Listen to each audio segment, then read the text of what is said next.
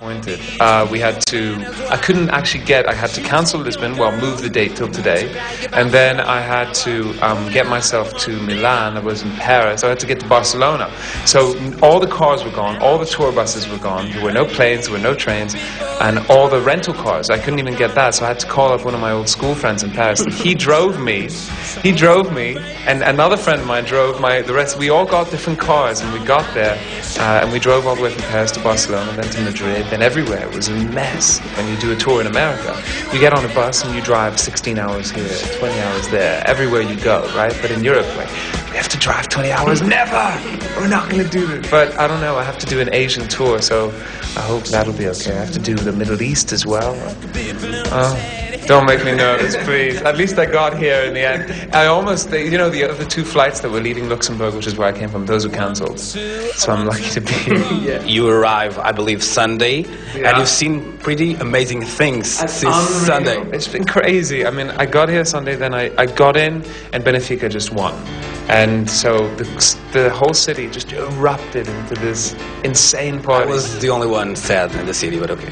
You don't support Benfica, sorry. Anyway, I liked it. I looked at it because my hotel room was literally looking onto the main square where everyone, like 60,000 people were celebrating. I went with my camera and I started walking around till about 2 in the morning. It was fun. And today? And today I look out the window and I'm woken up by all these sirens and there's about 60 police, and then I look down and I see this little black car with a little white blob in it, and so I can honestly say now that I have seen the Pope. Today is the last date of this European tour, which sees us playing by the end of the summer we will have played to 500,000 people, and that's in Europe and Asia.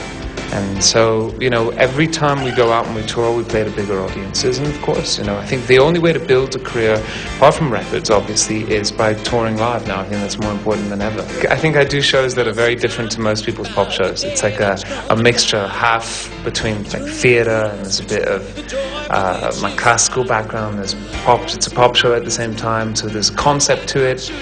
It's like stepping into another world. For 2 hours, you're in another world. You really are. And I think that to me is really important, because I want my shows to explain why I write the music that I write. And I think that somebody who comes to my show will understand that. I'm obsessed with Beck, because Beck has had a fascinating career. The last time I was in Portugal performing at Super Rock, he was playing at the same festival as me.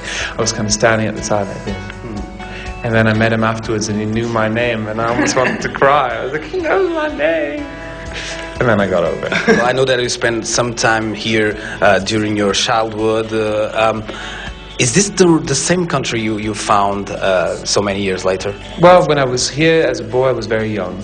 And I spent most of my time in the countryside with my friends. And now coming back, it's really, I think Lisbon's fascinating. And I don't know, it's got something quite special about it. I love walking around here. I love discovering all the different areas, the little coffee shops, the restaurants. It's kind of... There's a lot to discover here, which is why I keep coming back as a tourist.